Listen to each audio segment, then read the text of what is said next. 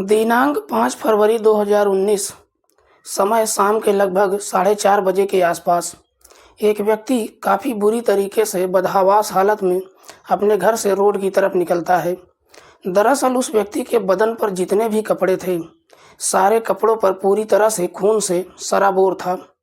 वो व्यक्ति जब पैदल ही सड़क की तरफ चलना शुरू करता है, तो जितने भी लोग उस व्यक्ति को देखते हैं, तो सब के सब एकदम से डर जाते हैं और डर के मारे उसका रास्ता खाली कर देते हैं।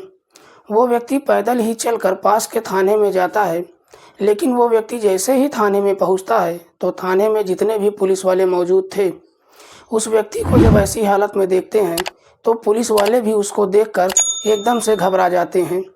वो व्यक्ति सीधे थाने जाकर थाना इंचार्ज से मुलाकात करता है और थाना इंचार्ज से कहता है कि साहब, मैंने 2 लोगों को मौत के घाट उतार दिया है। लेकिन वो व्यक्ति जब इस हत्याकांड की पूरी कहानी बताता है, तो वाकई में उसे सुनने के बाद हर किसी के पैरों तले से ज़मीन खिसक जाती है। नमस्कार, प्रणाम। मैं आपका भाई, आपका दोस्त अभय, और आप देख रहे हैं द कीप क्राइम। दोस्तों, आज की जो सच्ची कहानी मैं आपको सुनाने जा रहा हूँ, ये सच्ची कहानी है उत्तर प्रदेश की। उत्तर प्रदेश में एक ज़िला है आगरा, और आगरा शहर में एक थाना पड़ता है मनसुखपुरा। इसी मनसुखपुरा थाना क्षेत्र के अंतर्गत एक गांव आता है बड़ापुरा, और इसी गांव का रहने वाला है ऋषि तोमर, जिसकी उम्र है लगभग 32 साल के आसपास। ऋषि की पत्नी का नाम है लक्ष्मी तोमर, लक्ष्मी जिसकी उम्र है लगभग 30 साल के आसपास। ऋषि और लक्ष्मी के कुल 3 बच्चे हैं, जिनमें 2 बेटी और 1 बेटा। ऋषि जो दिल्ली में रहकर प्राइवेट कंपनी में ठीक ठाक नौकरी करता है। दोस्तों, इस कहानी की शुरुआत होती है इस घटना से लगभग 8 साल पहले, जब लक्ष्मी ऋषि से शादी करके अपनी ससुराल आती है। लक्ष्मी जो दिखने में बेइंतहा खूबसूरत है और ऋषि से काफ़ी ज़्यादा पढ़ी लिखी भी है। ऋषि खूबसूरत पत्नी पाकर काफ़ी खुश होता है। चूँकि ऋषि कम पढ़ा लिखा था, इस वजह से उसको आगरा शहर में कोई काम नहीं मिल पाता है। इसलिए ऋषि नौकरी की तलाश करने दिल्ली शहर में चला जाता है और प्राइवेट कंपनी में नौकरी करने लगता है और ठीक ठाक पैसा भी कमाने लगता है और वक्त पर पैसा अपने घर भी भेजता है। धीरे धीरे समय आगे बढ़ता है। लगभग 7 साल का समय गुजर जाता है। इन 7 सालों में ऋषि और लक्ष्मी के 3 बच्चे भी इस दुनिया में आ जाते हैं। ऋषि के 2 बच्चे अपने दादा दादी के पास रहते हैं, जो कि धौलपुर राजस्थान में रहते हैं। ऋषि की पत्नी अपनी बड़ी बेटी के साथ बड़ापुर गांव में रहती है। लक्ष्मी दीपक से शादी तो कर लेती है, 3 बच्चे भी हो जाते हैं, लेकिन लक्ष्मी ने जो अपने सपनों का राजकुमार सोचा था, उसका पति वैसा नहीं था। क्योंकि ऋषि दिखने में थोड़ा औसत और काफ़ी सीधा साधा इंसान था, लेकिन इसके बावजूद भी ऋषि लक्ष्मी की हर ख्वाहिश को पूरा करने की कोशिश करता है। लेकिन जैसे ही 7 साल का समय गुजर जाता है, तो एक दिन लक्ष्मी की मुलाकात दीपक से होती है। दीपक, जिसकी उम्र है लगभग 27 साल के आसपास, दीपक ऋषि के ही इलाके का रहने वाला है और दिखने में भी काफ़ी हैंडसम है। दीपक भी जब पहली बार लक्ष्मी को देखता है, तो लक्ष्मी की खूबसूरती को देखकर उसकी तरफ देखता ही रहता है और पहली ही नज़र में दीपक लक्ष्मी को अपना दिल दे देता है। हालांकि उस दिन के बाद से दीपक लक्ष्मी से मुलाकात करने की कोशिश करता है, और दीपक को जब ये पता चलता है कि लक्ष्मी शादीशुदा है और उसके 3 बच्चे भी हैं, दीपक लक्ष्मी की सच्चाई जानने के बावजूद भी लक्ष्मी के पीछे लगा ही रहता है और बार बार लक्ष्मी का पीछा करना शुरू कर देता है। तो आखिरकार लक्ष्मी को भी इस बात का एहसास हो जाता है कि दीपक उसको पसंद करने लगा है। दीपक के बार बार पीछा करने की वजह से लक्ष्मी भी कहीं ना कहीं दीपक को पसंद करने लगती है। इसलिए एक दिन मार्केट में जब दीपक और लक्ष्मी की मुलाकात होती है और दोनों के बीच बातचीत का सिलसिला शुरू हो जाता है, तो बातचीत करते करते दोनों के बीच दोस्ती हो जाती है। जैसे ही दोनों के बीच दोस्ती हो जाती है, तो दोनों एक दूसरे के साथ अपना मोबाइल नंबर भी शेयर करते हैं और फिर फ़ोन के जरिए बातचीत करना शुरू कर देते हैं। बातचीत करते करते आखिरकार दोनों के बीच में प्रेम प्रसंग शुरू हो जाता है।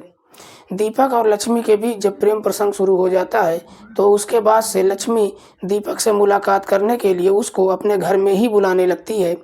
दीपक जब भी लक्ष्मी से मुलाकात करने लक्ष्मी के घर जाता, तो काफ़ी देर तक उसके साथ समय ही नहीं बिताता है, बल्कि लक्ष्मी के साथ उसके ही घर में अवैध संबंध भी बनाता है। एक बार अवैध संबंधों का सिलसिला जब शुरू हो जाता है, तो लगभग 2 से 2.5 साल तक ये चलता रहता है। लेकिन इस बात की जानकारी लक्ष्मी के पति ऋषि को नहीं होती है। लेकिन दोस्तों आपको तो पता है कि ये बातें ज़्यादा दिन तक छिपाए नहीं छिप सकती हैं। दीपक के बार बार लक्ष्मी से मिलने उसके घर आने की वजह से लक्ष्मी के पड़ोसियों को दीपक के ऊपर शक हो जाता है। इसलिए पड़ोसी जब इस बात की जानकारी ऋषि को देते हैं, लेकिन पड़ोसी जब ऐसी बातें ऋषि से कहता है तो इसे सुनकर भी ऋषि को पड़ोसी की बातों पर भरोसा नहीं होता है। एक दिन दिल्ली से ऋषि अपने घर आता है तो इस बारे में लक्ष्मी से पूछताछ करता है। लक्ष्मी दीपक से झूठ बोलती है। लक्ष्मी दीपक से कहती है कि दरअसल पड़ोसी हमसे जलते हैं, हम दोनों काफ़ी खुश रहते हैं, इसलिए पड़ोसियों को हमारी खुशी बर्दाश्त नहीं होती है। ऋषि भी लक्ष्मी की बातों पर भरोसा कर लेता है। लेकिन जैसे ही 2 से ढाई साल का समय गुजरता है तो एक दिन 4 फरवरी को ऋषि दिल्ली से अपने घर आता है और अगले ही दिन 5 फरवरी 2019 को एक रिश्तेदार के घर जाने के लिए तैयार होता है और अपनी पत्नी से कहता है कि मैं 2 दिनों के लिए रिश्तेदार के घर जा रहा हूँ। लगभग दोपहर के 3 बजे के आसपास ऋषि अपने घर से निकलता है, लेकिन जैसे ही घर से निकलकर कुछ दूरी जाता है तो ऋषि को याद आता है कि उसका मोबाइल घर पर ही छूट गया है। जब ऋषि वापस घर के लिए आता है तो रास्ते में ही उसका एक दोस्त उसको मिल जाता है और दोनों बातचीत करने लगते हैं। लगभग 1 घंटे तक दोनों बातचीत करते हैं। उसके बाद ऋषि जब अपना मोबाइल लेने के लिए घर पर पहुंचता है तो देखता है कि घर का दरवाज़ा भीतर से बंद है। ऋषि जब लक्ष्मी को आवाज़ देकर बुलाता है तो भीतर से उसकी पत्नी लक्ष्मी कोई जवाब नहीं देती है। ऋषि बार बार आवाज़ देता है, लेकिन जब लक्ष्मी घर का दरवाज़ा नहीं खोलती है तो आखिरकार ऋषि दरवाज़ा तोड़कर घर के भीतर प्रवेश करता है। लेकिन जैसे ही घर के भीतर प्रवेश करता है तो घर के अंदर का नज़ारा देखकर एकदम से हैरान परेशान हो जाता है। दरअसल कमरे के भीतर लक्ष्मी बिना कपड़ों के दीपक के साथ संबंध बना रही थी। जैसे ही इस तरह का नज़ारा ऋषि देखता है तो उसका गुस्सा एकदम से 7वें आसमान पर पहुंच जाता है और उसी समय ऋषि को पड़ोसी की बात याद आती है कि उसके पड़ोसी ने उसको झूठ नहीं बताया था। गुस्से में आकर अपनी पत्नी से पूछताछ करता है तो लक्ष्मी ऋषि को कोई जवाब नहीं देती है। ऋषि कई तरह के सवाल पूछता है, लेकिन लक्ष्मी जब उसको कोई जवाब नहीं देती है तो ऋषि इस प्रकार से गुस्से में आ जाता है कि वो दीपक को बुरी तरीके से मारने पीटने लगता है। दीपक जब वहां से भागने की कोशिश करता है तो ऋषि तुरंत ही घर के अंदर से एक फावड़ा लेकर आता है और उसी फावड़े से दीपक के सर पर एक के बाद एक ताबड़तोड़ कई बार करने लगता है। इसी बीच जब ऋषि की पत्नी लक्ष्मी दीपक को बचाने के लिए बीच में आती है तो ऋषि उसी फावड़े से अपनी पत्नी लक्ष्मी के ऊपर भी वार करने लगता है, जिसकी वजह से लक्ष्मी और दीपक की घटनास्थल पर ही मौत हो जाती है। दोनों की मौत के बाद ऋषि कमरे से बाहर निकलता है, दरवाज़ा बंद करता है और पैदल ही थाने पहुंच जाता है। थाने जाकर ये सारी बातें जब पुलिस वालों को बताता है तो पुलिस तुरंत ही ऋषि को लेकर उसके घर आती है। पुलिस की टीम जब उसके घर पहुंचती है तो देखती है कि वाकई में कमरे के भीतर लक्ष्मी और दीपक की लाश पड़ी है। पुलिस जब ऋषि के घर पहुंचती है तब उसके पड़ोसियों को पता चलता है कि ऋषि ने अपनी पत्नी लक्ष्मी और उसके प्रेमी दीपक को मौत के घाट उतार दिया है।